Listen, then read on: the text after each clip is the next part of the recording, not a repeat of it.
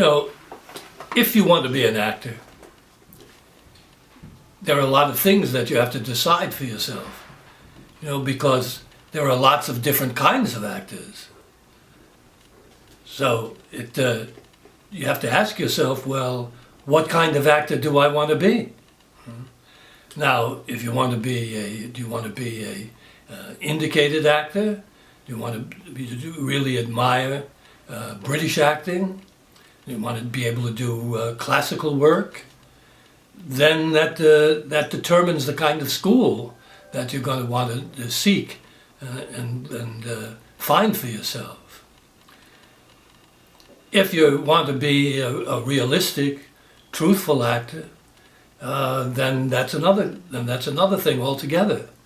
Then you have to make a search there to try and find a school that's going to take you towards your vision of what a good actor is.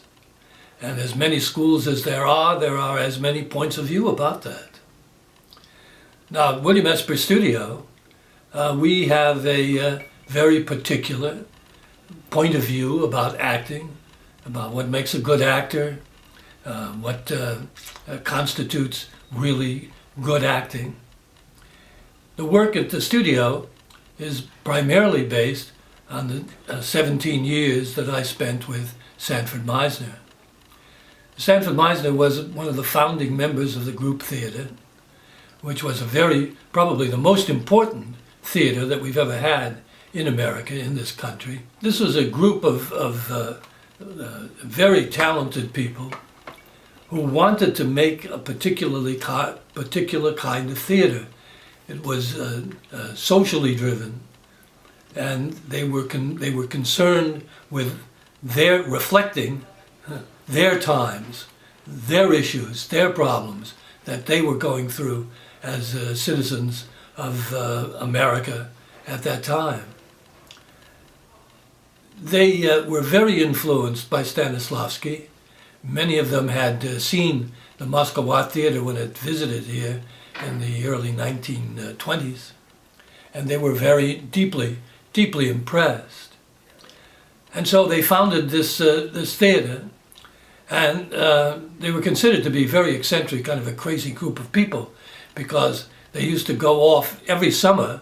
They would go up and find a residency somewhere at some bungalow colony or some hotel where they would agree to keep the guests entertained in return for their housing, their board, and rehearsal space where they could work on themselves, exercise themselves, and prepare one or two plays to bring back to New York in the fall.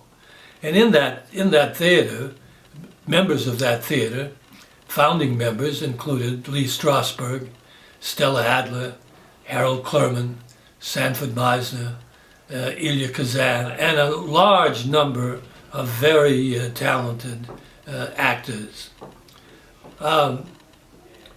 They never got really financed.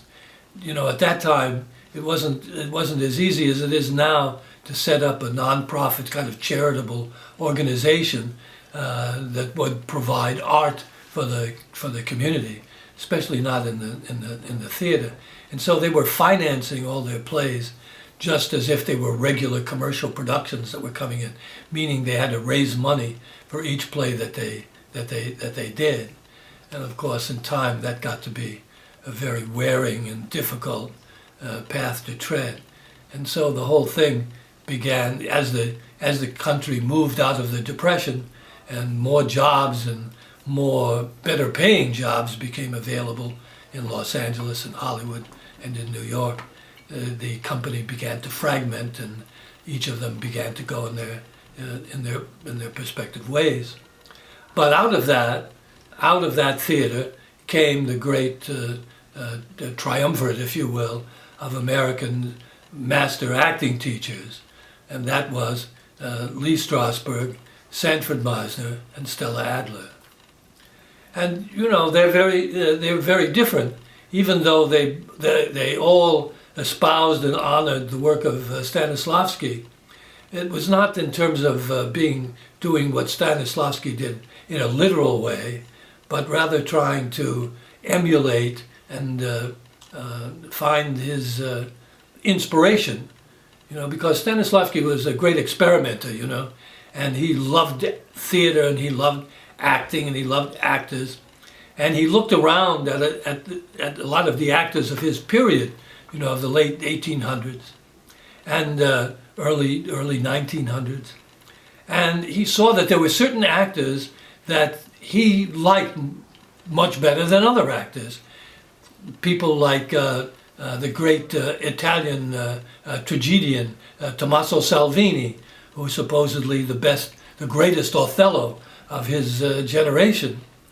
And he also Eleonore Duse, the great Italian tragedian, who was kind of the person who carried outside of Russia the whole idea of being a truthful, authentic actor, who not only created the outside manifestations and habits and mannerisms of a character, the way they looked, the way they walked, all of those things, but also created within themselves the living experience of that character as the character moved through the particular work that they were doing.